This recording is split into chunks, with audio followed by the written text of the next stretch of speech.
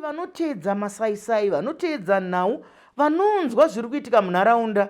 Nyaya yekuchema vanhu vachiti vakadyiwa nemudikani yanyanya. Kukudyiwa ndokupi? Kuita seiko? Pane anobatirwa pfuti here kuti adyiwe? Unenge wakaputirwa mumambure erudo. Paunenge uchiita zvaunoita uri kuratidza nezviito kuti ndinoda mumwe wangu, wamutengerawo motikari, wamutengera chakati kuti afambewo zvakanaka akasununguka. Asi kana nharaunda yaona kune vane jerasi, shanje idzodzo negodo ndo dzinobva dzaita kuti vachitaura kuti kudyiwa.